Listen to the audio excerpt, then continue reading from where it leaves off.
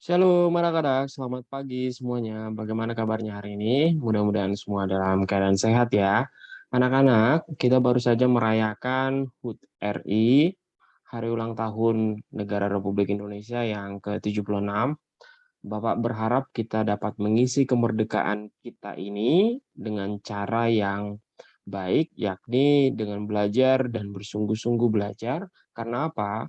Karena kepemimpinan 20 sampai 30 tahun ke depan ada di tangan kalian. Artinya, generasi yang sekarang ini, Bapak dan juga orang-orang yang sudah dewasa sekarang ini yang sedang bekerja, sedang menjadi pemimpin, itu akan digantikan oleh kalian pada 20 sampai 30 tahun ke depan. Dan siapa yang ingin meraih cita-citanya, tentu mereka harus belajar dengan sungguh-sungguh, mengetahui banyak hal, dan juga bisa bergaul dengan semua orang. Oleh karena itu, anak-anak sekalian, Bapak menghimbau kepada kalian supaya kalian mempersiapkan diri kalian dengan mengisi kemerdekaan sebaik-baiknya. Anak-anak, kita akan melanjutkan pelajaran kita pada pertemuan yang keempat, pendidikan agama Kristen, ruang jarak jauh. Tetapi sebelumnya, mari kita berdoa. Bapa dalam surga, kami berterima kasih dan bersyukur atas kebaikan Tuhan dalam hidup kami. Tuhan, kami baru saja merayakan hari ulang tahun negara Republik Indonesia yang ke-76. Tuhan, kami memohon pulihkanlah negeri kami, dan juga ya Tuhan, biar kiranya Kau berkenan untuk membantu Indonesia keluar dari pandemi virus corona ini ya Tuhan, supaya negeri kami pulih kembali sebagaimana mestinya. Bapa dalam surga, kami mau berdoa ya Tuhan, untuk para pemimpin-pemimpin bangsa kami, supaya mereka mengambil kebijakan-kebijakan yang bisa mengeluarkan Indonesia dari pandemi virus corona ini. Dan juga kepada setiap masyarakat kami, Tuhan, termasuk anak-anak kelas 6 Tuhan, supaya taat pada protokol kesehatan untuk bisa juga mempersempit penyebaran virus corona ini ya Tuhan. Terima kasih ya Tuhan, kami memohon kepada-Mu, berilah kami kepintaran, kepandaian untuk mengerti pelajaran kami dengan baik. Dan berkatilah Tuhan orang-orang yang kami kasihi, orang tua kami, guru kami, dan teman-teman kami. Dalam nama Yesus kami berdoa. Amin. Anak-anak, kita akan melanjutkan pelajaran kita pada pertemuan yang keempat, ruang pendidikan agama Kristen. Tetapi sebelumnya Bapak mau sampaikan kepada kalian semuanya. Anak-anak, kalian sudah kelas 6, oleh karena itu Bapak meminta kepada kalian supaya apa? Supaya kalian bisa lebih serius dalam belajar. Jangan sampai tidak serius dalam belajar. Karena apa? Sudah tidak terasa lagi nanti waktu ini, ya. Sudah tidak terasa nanti waktu kalian sudah kelas 6, sementara sekarang sudah bulan bulan berapa sekarang? Sekarang sudah bulan bulan bulan berapa ini sekarang? Bulan Agustus, ya. Sudah tidak terasa waktu sebentar lagi kalian akan menyelesaikan pendidikan kalian di Cakung Barat 04. Oleh karena itu Bapak meminta supaya kalian tetap serius mengikuti pelajaran dengan baik, baik pelajaran agama maupun pelajaran di kelas kalian masing-masing. Oke, anak-anak sekalian, hari ini kita akan mendalami pelajaran kita selanjutnya, yaitu tentang ibadah. Sebagaimana Bapak menjelaskan pada pelajaran-pelajaran sebelumnya yang berkaitan dengan ibadah, bahwa ibadah itu bukanlah sesuatu yang harus kita duduk, harus kita bernyanyi, terus kita memberikan persembahan, bukan itu sesungguhnya yang disebut dengan ibadah.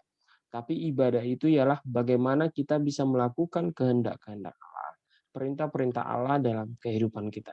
Dan hari ini kita akan mendalami pelajaran selanjutnya tentang ibadah itu sendiri. Oke, anak-anak. Pendalaman Alkitab tentang ibadah Kristen. Ya. Sering sekali orang memahami bahwa ibadah hanya sekedar doa, padahal tidak sesederhana itu. Ibadah atau lebih sering dipahami sebagai kebaktian terdiri dari atas beberapa unsur, misalnya menyanyi, doa, pembacaan Alkitab, khotbah, pengakuan iman, persembahan, dan unsur-unsur lainnya. Kebaktian memuat unsur ibadah secara lengkap. Biasanya terdapat dalam ibadah kebaktian umum dan hari Minggu. Sementara ibadah lainnya seperti kebaktian pemberkatan pernikahan, kebaktian rumah tangga, kebaktian penghiburan, kebaktian syukur, kebaktian lainnya tidak selalu memuat semua unsur-unsur ibadah itu.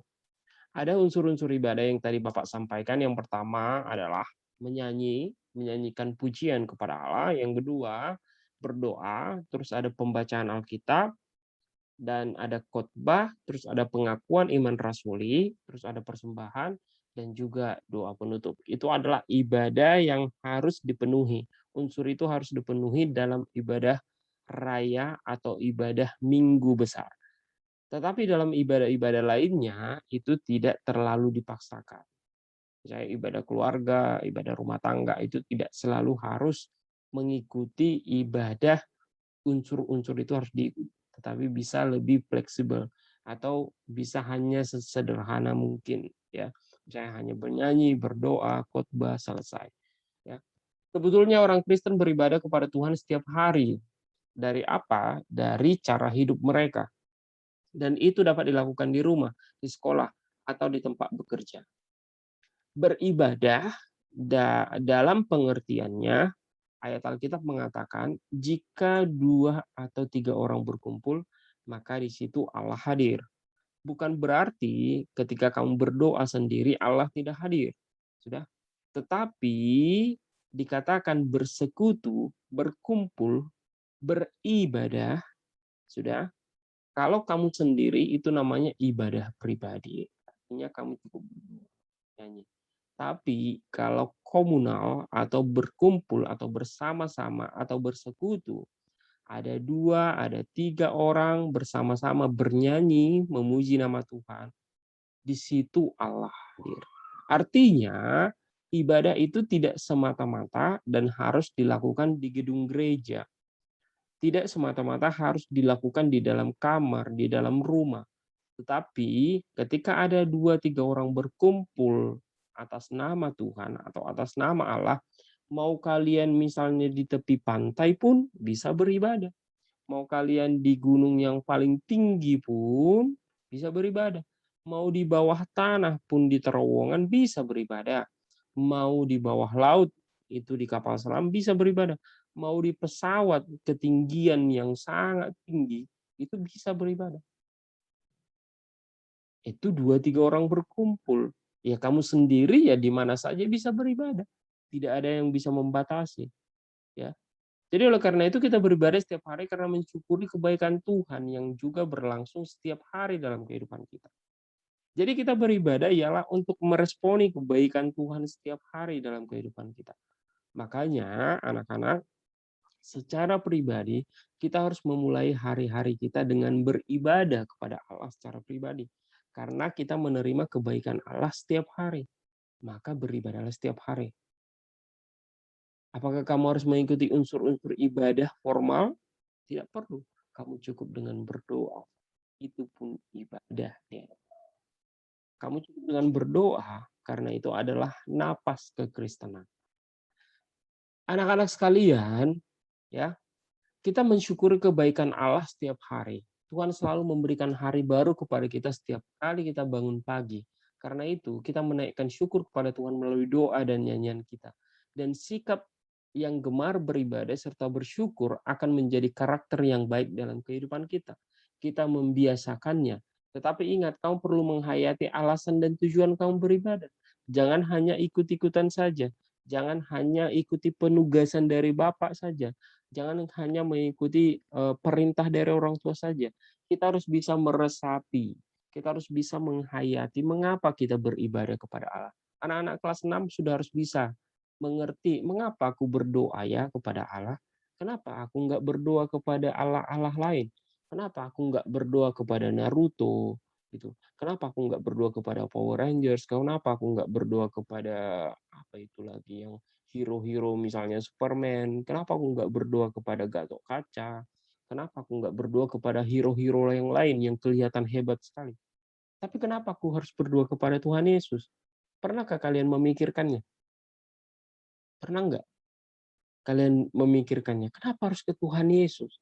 Karena Tuhan itu, Tuhan Yesus atau Tuhan Allah itu yang menciptakan alam semesta, yang menerbitkan matahari di pagi hari dan membenamkan matahari di sore hari tepat pada waktunya. Yang menyediakan oksigen untuk kita hirup, yang memelihara kehidupan kita senantiasa, yang menghadirkan rohnya yang kudus dalam kehidupan kita untuk mengawal kehidupan kita. Apakah Gatot Kaca bisa melakukannya? Pernahkah Gatot Kaca menciptakan lautan? Pernahkah Gatot Kaca menciptakan gunung-gunung yang tinggi? Pernahkah Gatot Kaca menciptakan burung-burung di udara? Gatot Kaca cuma hebat aja, tapi tidak bisa melakukan yang dilakukan oleh Allah kita, Tuhan Yesus. Terus, apakah misalnya hero-hero yang lain, misalnya Spider-Man, kenapa kita nggak berdoa kepada Spider-Man? Apakah Spider-Man bisa menciptakan laba-laba? Tidak bisa. Dia hanya manusia laba-laba dalam ceritanya, tetapi dia tidak bisa menciptakan laba-laba. Laba-laba itu siapa yang menciptakan? Allah yang menciptakan. Sudah? Dia digigit laba-laba kan? Makanya dia dari tangannya bisa keluar misalnya apa? Tali laba-laba itu dia bisa terbang kemana saja. Ya. Tapi siapa yang menciptakan laba-labanya? Allah. Kalau tidak ada laba-labanya, ada nggak cerita tentang Spider-Man? Nggak ada. Jadi apa hebatnya? Ya dia hebat bisa pindah-pindah, tidak seperti kita dalam cerita film ya. Tapi Allah kita jauh lebih hebat. Dia menciptakan laba-laba, hewan-hewan, terus menciptakan apa? Bintang-bintang dan lain sebagainya. Apalagi hero-hero yang hebat menurut kalian? Batman. Dia bisa menangkap penjahat, dia bisa membasmi kejahatan, membantu orang-orang yang membutuhkan. Allah kita lebih daripada itu. Allah kita lebih daripada Batman. Tidak ada bandingannya dengan Batman. Allah kita lah yang menciptakan Batman itu. Allah kita lah yang menciptakan manusia, Batman itu. Kalian tahu Batman kelelawar? Siapa yang menciptakan kelelawar? Apakah manusia Batman itu pernah menciptakan kelelawar? Tidak. Allah lah yang menciptakan kelelawar. Sudah. Dalam cerita dia kelihatan hebat, dia superhero, tapi Allah kita jauh lebih hebat daripada dia. Terus kenapa kita tidak berdoa kepada dewa-dewa, kepada patung-patung? Ya. Kenapa? Karena apa? Patung itu terbuat dari apa? Terbuat dari batu. Dewa-dewa itu dibuat seperti patung terbuat dari batu. Sudah? Siapa yang menciptakan batu? Menciptakan batu adalah Allah kita.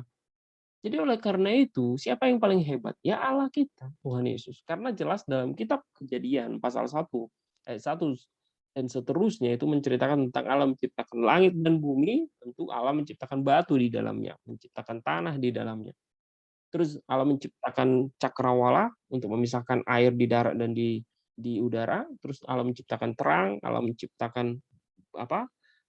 Tumbuh-tumbuhan berbiji, Allah menciptakan binatang benda-benda penerang ya. Allah menciptakan binatang di udara dan di lautan. Terus Allah menciptakan binatang di darat, terus yang terakhir Allah menciptakan manusia. Jadi apakah kita patut beribadah kepada yang lainnya? Tidak. Dalam ibadah kita harus bisa menghayati mengapa aku berdoa kepada Allah, kepada Tuhan Yesus.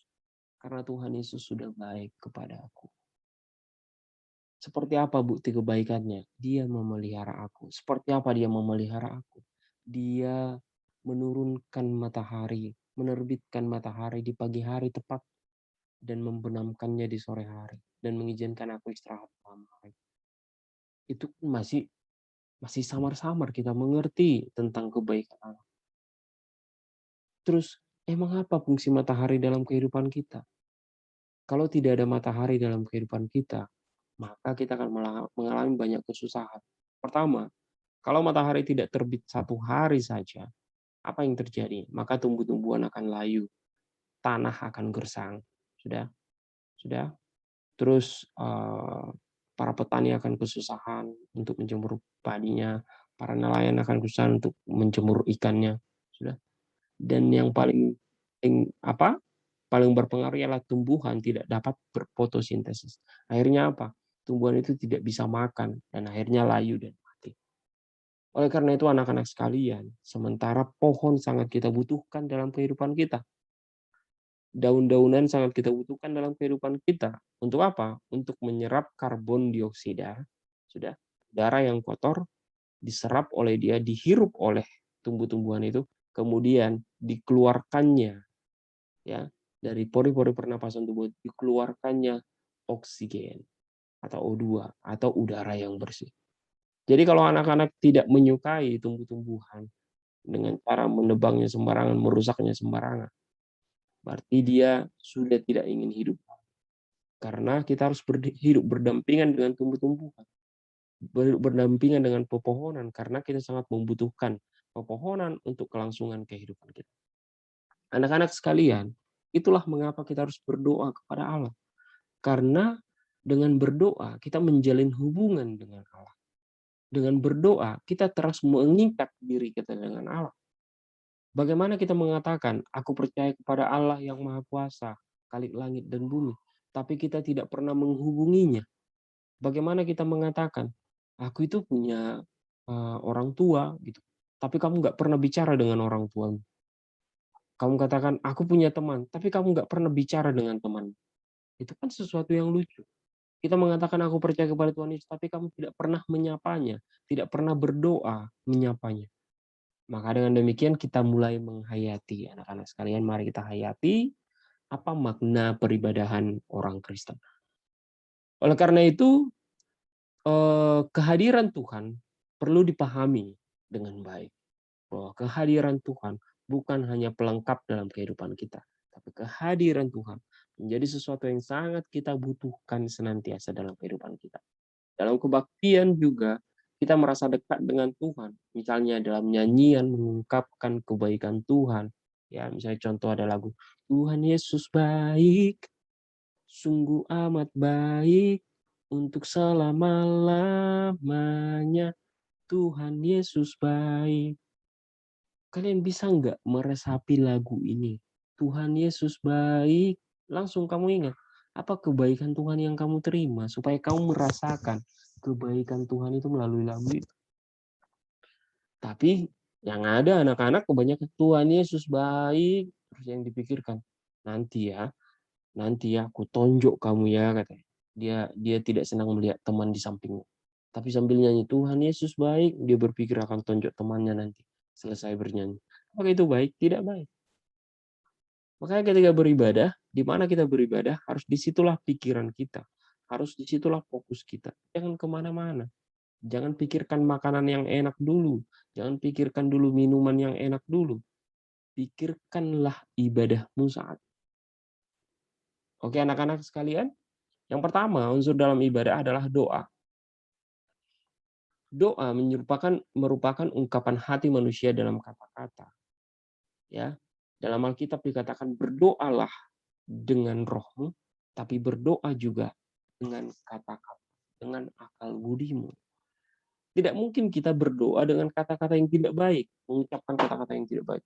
Tuhan Yesus, terus kita ngomong cemooh, menjelek-jelekkan dan lain sebagainya. Itu tidak berdoa namanya. Kita berdoa dengan roh, tapi kita juga berdoa dengan akal budi. Artinya menggunakan kata-kata yang baik, yang sopan. Tidak mungkin kau mengatakan, Tuhan Yesus, aku tidak senang dengan orang itu. Bunuh aja dia Tuhan. Apakah itu berdoa? Itu tidak berdoa karena itu tidak sesuai dengan akal budi yang baik. Berdoa adalah jenis ucapan syukur, permohonan kepada Allah, maka kata-kata kita adalah sebagaimana orang yang meminta sesuatu, mengharapkan sesuatu, menginginkan pertolongan, berucap terima kasih. Mana pernah ada mengatakan, misalnya gini, si Felix mau bilang terima kasih kepada Pak Batara. Harusnya kan bilang, Pak Batara makasih ya. Gitu. Tapi si Felix bilang, Pak Batara makasih ya. Makasih. Terserahmu lah. Mau terima makasih atau enggak. Gitu. Pernah nggak orang bilang makasih begitu? Apakah kamu mau mengatakan demikian kepada Tuhan? Makasih ya Tuhan ya. Kau udah baik. Besok lagi ya Tuhan ya. Baik lagi ya besok ya. Awas kalau nggak baik. Gitu. Adakah orang berdoa seperti itu? maka berdoa dalam roh, tapi berdoa juga dengan akal budi untuk menggunakan kata-kata yang baik. Tetapi bisa juga dalam bentuk nyanyian, berdoa juga dalam bentuk nyanyian. Misalnya ada lagu doa Bapa kami yang dibuat dalam nyanyian. Bapa kami yang di surga, dikuduskanlah namamu, datanglah kerajaanmu. Ada doa itu dibuat dalam bentuk nyanyian dan diresapi dengan baik. Melalui doa pula kita menyatakan penyesalan atau mengakui perbuatan salah kita di hadapan Allah. Jadi berdoa itu mengucapkan terima kasih bersyukur, mengucapkan permohonan, sudah, atau permintaan, berdoa juga menjadi tempat kita mengungkapkan penyesalan kita atas perbuatan-perbuatan yang tidak baik. Mengungkapkan dosa-dosa kita. Karena firman Tuhan berkata, siapa yang mengakui dosanya, maka dosanya akan dihapuskan oleh Allah. Tapi siapa yang mengatakan dia tidak berbuat dosa, maka sesungguhnya dia berbohong. Sudah? Maka bagaimana caranya supaya Allah mengampuni dosa kita? Yaitu dengan cara mengakui dosa kita, penyesalan kita melalui doa kepada Allah. Di hadapan Allah kita memohon pengampunan dan pertolongannya agar kita dapat berubah menjadi yang lebih baik. Kita sebut doa pengakuan dosa. Melalui doa kita dapat meminta agar Tuhan menyertai orang-orang lain dalam aktivitas mereka lakukan. Dan biasanya disebut doa syafaat. Dan akhirnya kita pun dapat memohon berkat Tuhan agar Tuhan menyertai kita dan selalu menolong kita. Itu disebut dengan doa berkat. Ada macam-macam doa, anak-anak.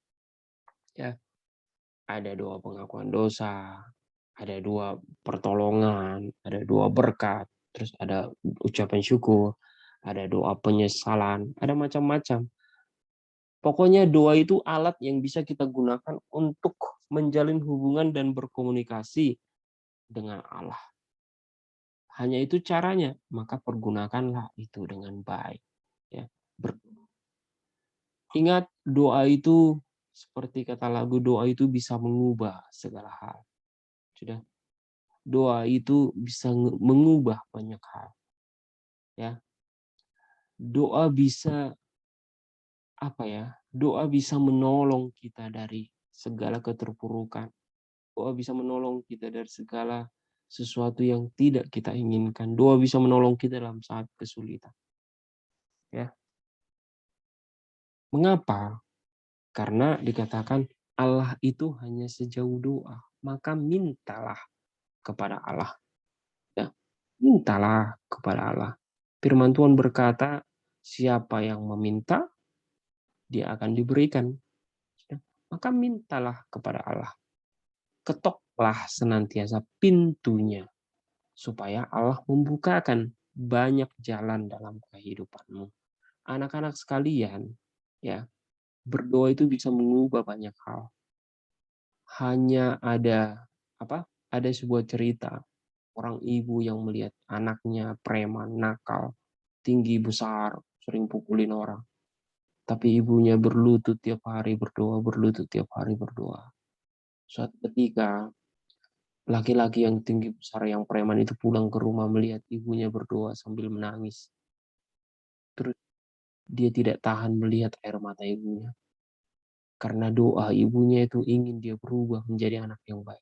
Dan dari situ dia berjanji untuk mengubah kehidupannya. Jadi doa itu bisa mengubah banyak hal. Ada juga orang yang dalam keterpurukan, kesulitan, sudah dia berdoa dengan sungguh-sungguh pada Tuhan. Tiba-tiba ada orang yang mengetuk rumahnya, pintu rumahnya. Terus ada orang yang memberikan bantuan. Itu seperti sebuah cerita. Ada sebuah panti asuhan yang besar. Mereka sudah kehabisan stok makanan. Terus pemimpin panti asuhan itu hanya berdoa supaya ada orang yang mengirimkan bantuan makanan kepada mereka. Karena dia sudah tidak punya uang lagi. Dia hanya berdoa terus berlutut di hadapan Tuhan. Sudah jam 1 siang, waktunya makan siang, belum ada juga yang datang. Dia tunggu 30 menit lagi, belum ada yang datang. Baru 1 jam kemudian ada orang yang mengetuk pintu asrama panti asuhan itu dan mengantar makanan banyak sekali. untuk mereka butuhkan dan mengantar juga bahan-bahan makanan untuk dimasak esok hari dan seterusnya. Doa itu bisa mengubah banyak hal. Maka mulailah aktivitasmu dengan berdoa. Sudahkah kamu berdoa di pagi hari? Sudahkah kamu berdoa sebelum tidur? Sudahkah kamu berdoa sebelum makan? Sudahkah kamu berdoa mendoakan orang tuamu, mendoakan teman-temanmu? Sudah kamu berdoa menyesali perbuatanmu sepanjang hari, perbuatan yang tidak baik kepada teman-temanmu? Maka mulailah dari sekarang. Dan sudahkah kamu berdoa untuk meraih cita-citamu? Mulailah berdoa, anak-anak. Ya. Oleh karena itu, Bapak meminta kepada kalian, kita akan bahas ini satu persatu. Ya. Bapak meminta kepada kalian untuk apa? Untuk kalian menuliskan ya, 5 jenis doa. Yang pertama, doa bangun pagi. Ya. Yang kedua, doa mau makan. Sudah. Jangan lagi doanya kayak doa anak kelas 1 SD. Tuhan, berkatilah makanan ini. Amin. Cuma gitu aja. Jangan. Dengan baik hayati. Mengapa kamu berdoa bangun pagi? Sudah. Apa kamu berdoa? Kamu bersyukur karena apa? Terus berdoa mau makan. Terus juga yang ketiga, kamu berdoa untuk orang tuamu. Sudah, doakan orang tua. Ya. Yang keempat, kamu berdoa juga untuk cita-citamu. Ya, doakan cita-citamu. Doakan apa yang kamu pelajari supaya kamu mengerti. Yang kelima, sudah, kamu berdoa juga untuk bangsa dan negara yang sedang dilanda pandemi virus corona. Jadi ada 5 tugas kita. Berdoa bangun pagi, kamu berdoa mau makan, kamu berdoa juga nanti setelah mau makan, kamu berdoa untuk orang tua, kamu berdoa juga untuk cita-citamu, terus kemudian kamu berdoa untuk bangsa dan negara yang sedang dilanda COVID-19. Oke anak-anak, sampai di sini pelajaran kita hari ini. Bapak meminta kepada kalian untuk mengisi kemerdekaan dengan baik dengan cara belajar keras dan sungguh-sungguh. Oke, merdeka. Mari kita berdoa. Tuhan Yesus, kami bersyukur atas kebaikan Tuhan dalam hidup kami. Hari ini Tuhan, kami telah belajar pada pertemuan keempat ruang pendidikan agama Kristen kelas jarak jauh. Tuhan berkati kami semuanya untuk mengerti pelajaran kami dengan baik. Terlebih ya Tuhan, jadikanlah kami anak-anak yang mau berdoa, rajin berdoa, menjalin hubungan yang erat dengan Allah. Karena sesungguhnya pertolongan kami datangnya hanya dari Allah saja. Dan kami tahu hanya Allah lah superhero yang paling hebat dari segala yang hebat. Allah lah yang menciptakan langit dan segala isinya. Jadi kami tidak mau menyembah kepada hal-hal yang lain. Karena kami mengetahui Allah lah yang menciptakan segala sesuatu. Terima kasih Bapak dalam surga, berkati orang-orang yang kami kasihi, guru-guru kami, teman-teman kami, dan juga orang tua kami terlebih. Beri mereka kesehatan, kekuatan, dan rezeki untuk mencukupi kebutuhan mereka masing-masing. Terima kasih ya Tuhan, dalam nama Tuhan Yesus kami berdoa. Amin. Oke anak-anak, sampai di sini pertemuan kita. Bapak tunggu tugasnya, Tuhan Yesus memberkati. Shalom.